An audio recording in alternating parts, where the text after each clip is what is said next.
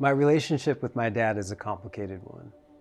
In many beautiful ways, he was my hero, but there was certainly a lot of disappointment as well.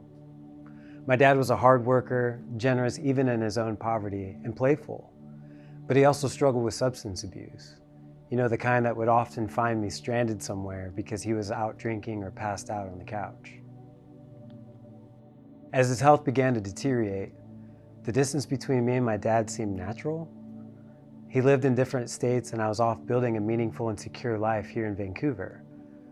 I got a beautiful and loving wife, 5 amazing kids, a successful career, a great community of friends, and getting stronger in my relationship with God.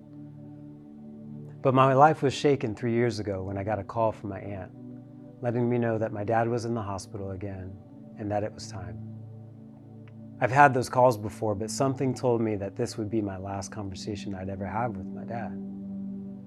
As my aunt held up the phone to my dad's ear, I poured out my heart to him once again, letting him know that I loved him, I was proud to be called his son, and that it was okay for him to go.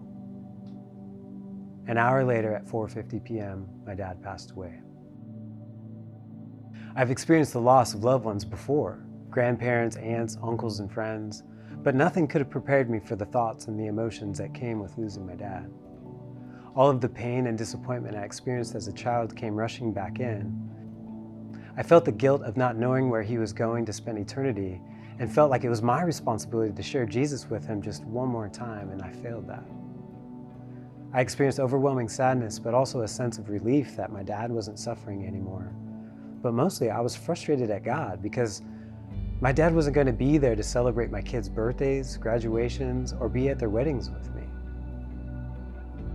As I sat with God in my grief, I mostly asked him to take the pain away.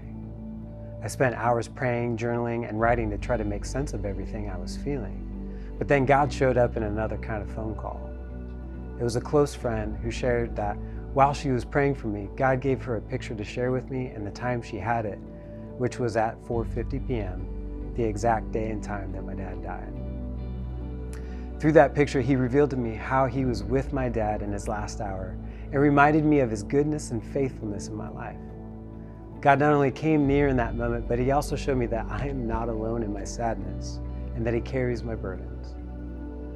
All of the guilt I felt suddenly lifted off my shoulders and was freed to mourn my father.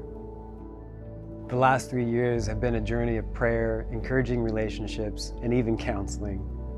God has provided so much healing, and I know that he is with me now. He was with me 3 years ago, and he will always be with me, caring for me, strengthening me, and comforting me, especially when I need it the most.